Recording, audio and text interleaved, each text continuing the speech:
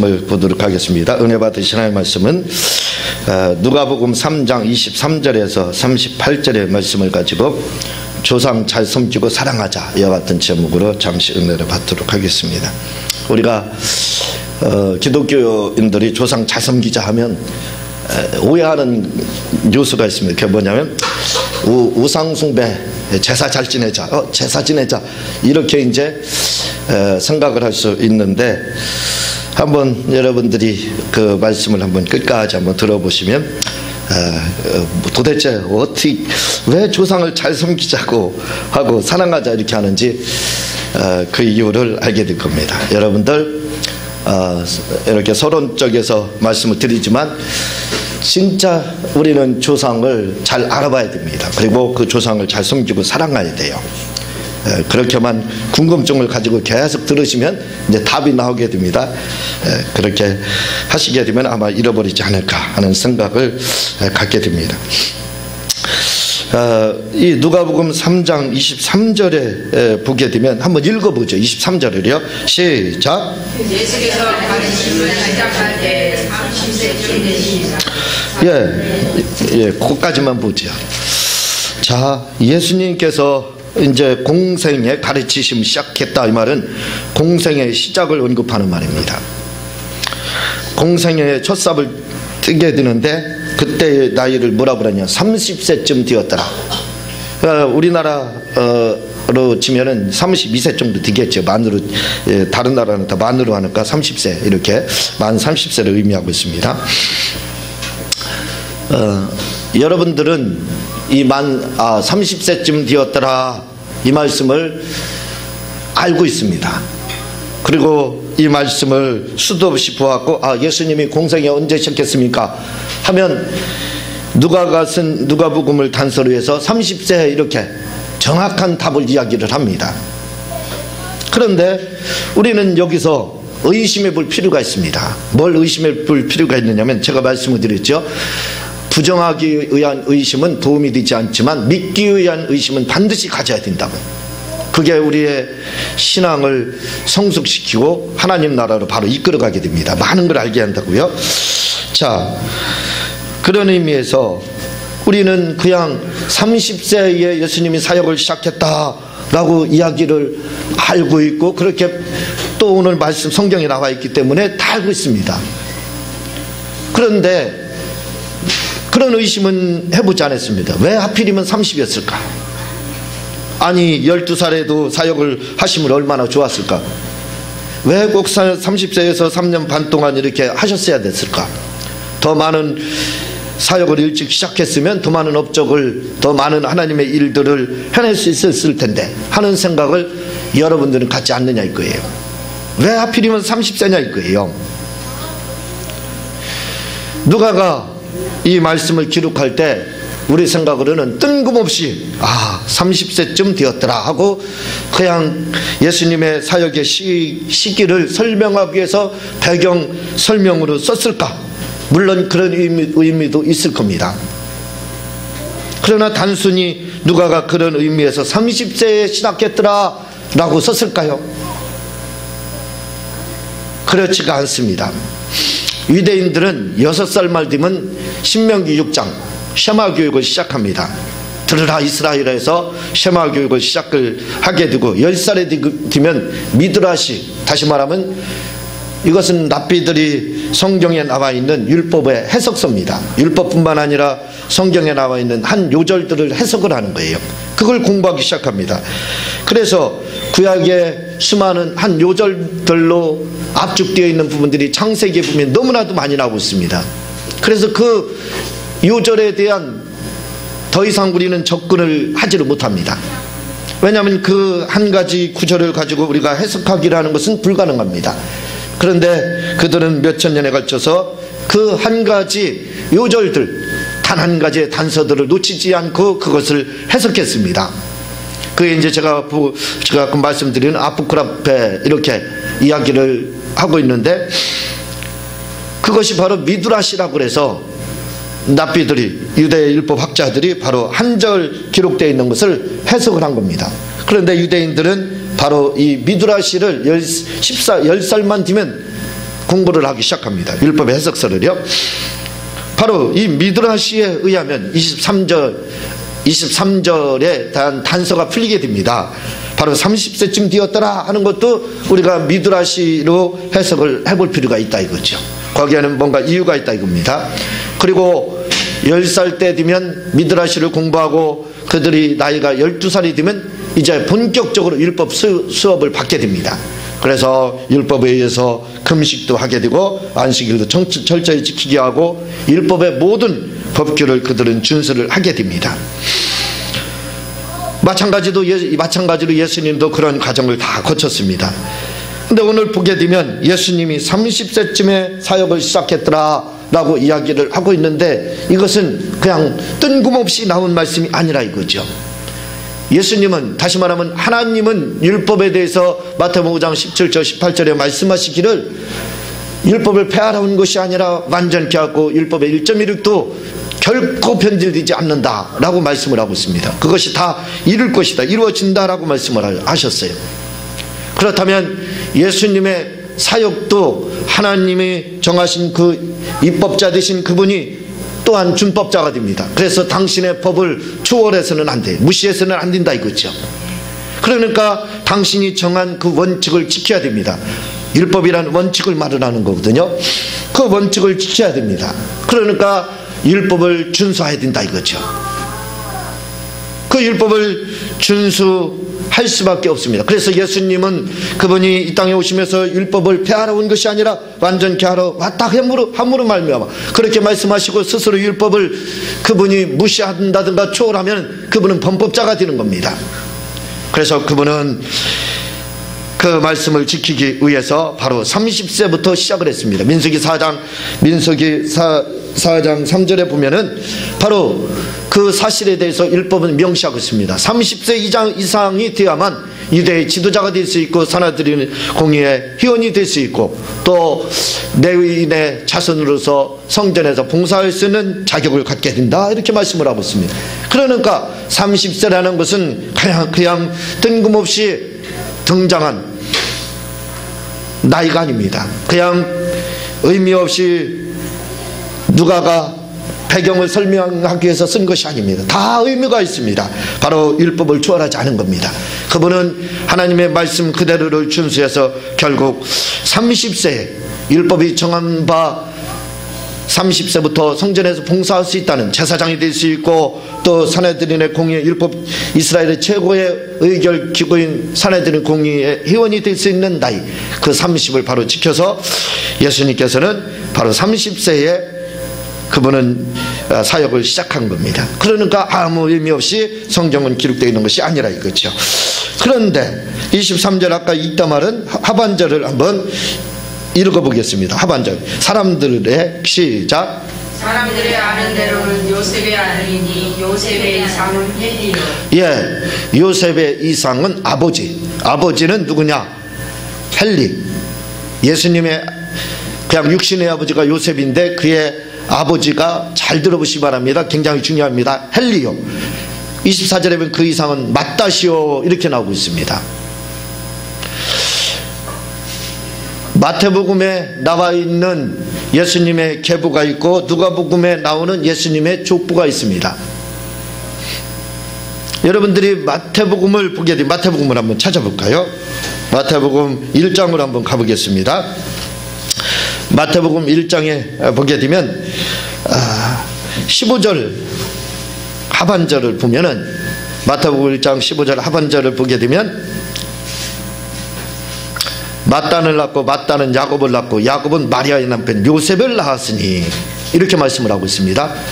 여러분들이 지금 마태복음 1장과 누가복음 3장을 읽었습니다. 여러분들의 눈으로 읽었습니다. 그렇다면 뭔가 이상한 점이 발견될 거예요. 그게 뭐냐면 요셉, 예수님의 아버지 요셉에게 아버지가 둘이 있었다는 거예요. 그리고 그의 할아버지, 다시 말하면 요셉의 할아버지도 역시 그 할아버지가 둘이 있었다는 겁니다.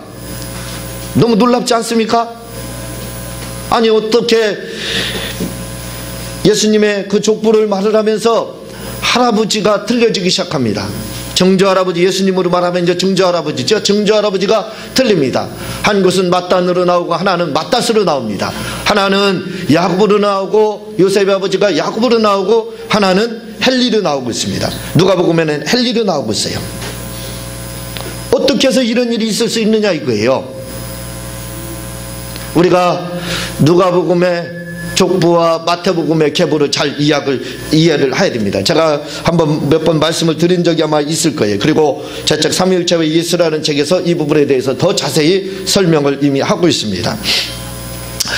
자, 이런 일이 어떻게 있게 됐냐 이거죠. 이것은 이 누가복음과 이 마태복음의 이 족보와 계보는 사실은 풀리지 않은 신비입니다. 이것을 우리는 풀 수가 없습니다. 접근을 더 이상 할 수가 없어요. 어떻게 해서 이런 일이 일어났을까? 의심만 할 수밖에 없지 더 이상 접근 불가능한 말씀입니다. 그런데 요세비우스의 교회사에 보게 되면, 제가 요즘에는 요세비우스의 교회사를 가끔 말씀을 드리죠. 요세비우스의 교회사에 보면 예수님의 족보에 대한 부분이 나옵니다. 그러면서 한 단서를 제공하는 게 있어요. 우리가 뜻하지 않은 여인을 하나 만나게 됩니다. 그 여인이 누구냐면 바로 에스타라는 여인입니다. 이 에스타라는 여인이 바로 등장을 하는데, 이 여인이 바로 누가복음과 마태복음의 이 하나는 맏단이요 하나는 맏닷이요 헬리요 야곱이다 라는 예수님의 그 할아버지와 증조할아버지에 대해서 우리식으로 표현한 겁니다. 할아버지와 증조할아버지. 왜 유대에서는 그런 표현이 없어요. 거기에 대한 한 단서에 해석할 수 있는 키를 제공해 주고 있습니다. 그 여인이 바로 누구냐면 에스타라는 여인이에요. 이 에스타라는 여인이 어떤 여인이냐면 맏닷, 누가복음의 맏닷이라는 나오죠. 맏닷. 그 이상은 24절에 보면 맏닷이요 이렇게 하는데, 이 맏닷의 아내였습니다. 이 맏닷이라는 사람은 누구의 후손이냐면 다윗의 후손입니다. 다윗의 후손인데, 누가복음과 마태복음의 이 계보와 족보의 차이는, 계보라는 것은 게네시스라고 해서 이것은 혈통을 다룬 겁니다. 국어사전에서 계보가 뭐냐고 찾으면 혈통을 말을 하고 있고, 족보는 가문을 다루는 거예요. 그러니까 예를 들어서 혈통을 다루는 계보를 다루게 된다 그러면, 아브라함을 다룬다, 이삭을 다루게 되면 이삭을 중심으로 해서 혈통을 다루는 것이 바로 마태복음의 서술 방법이고, 그리고 누가복음의 서술은 다시 말해 가족이 다 나오는 족보를 다루었습니다. 그래서 아브라함의 자손이 있다면 8명입니다. 8명의 자손이 있는데 그 8명의 자녀를 다 다룬 것은 바로 족보고, 이삭 하나를 중심으로 해서 다룬 것은 바로 계보라고 이렇게 되어 있습니다. 마태복음은 바로 계보를 다루고 있고, 누가복음은 족보를 다루고 있습니다. 그런데 다윗에게는 많은 자녀들이 있었지만 그 자녀들 중에 솔로몬의 가문이 있습니다.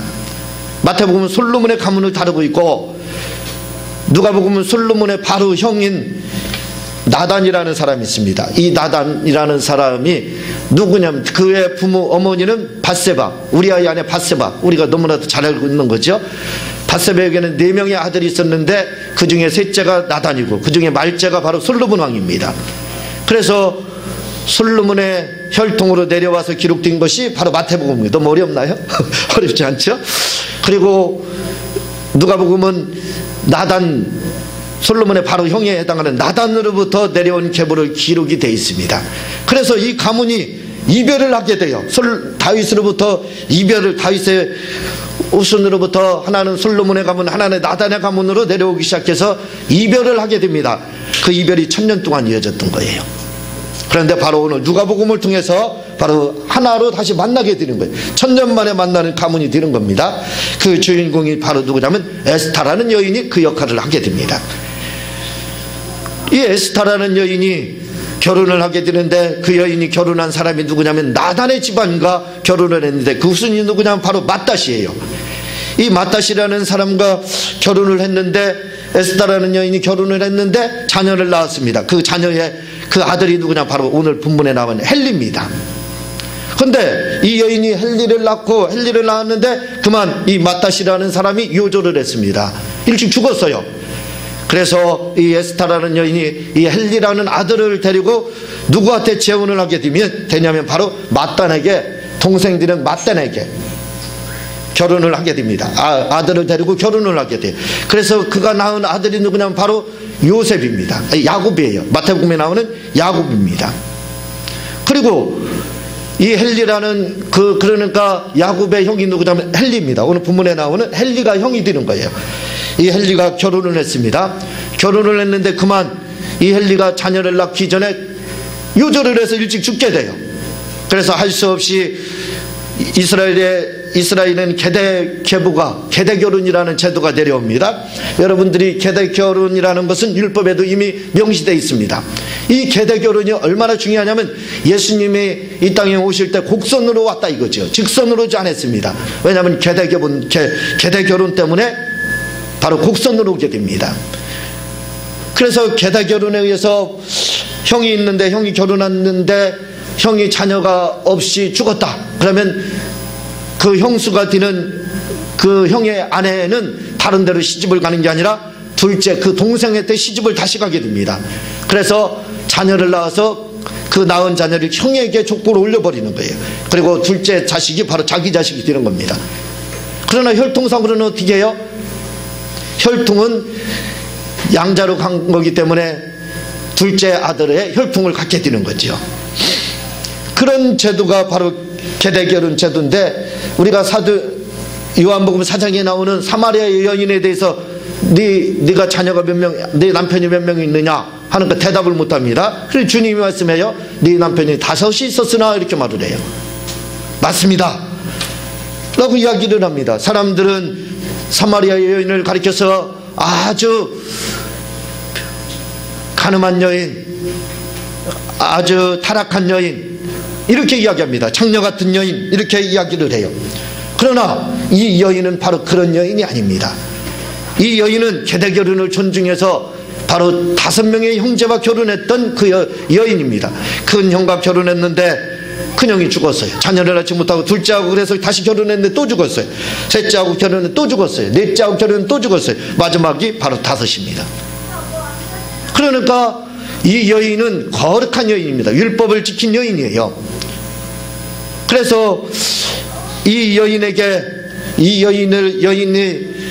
거룩한 여인이었다는 것을 증명하는 것이 바로 요한복음 4장에 넘어가게 되면 뒤 후반절에 가게 되면 후반에 나오는 말씀이 무슨 말씀이 나오게 되냐면, 예수님이 이 여인이 사마리아 그 우물가에서 예수님을 만나고 나서, 야곱의 우물가에서 만나고 나서 그리스도라는 것을 알고 그 여인이 동네방네를 다니면서 내가 그리스도를 만났다 하니까 사람들이 뭐예요? 그 여인의 말을 듣고 많은 사람들이 예수님을 믿어요.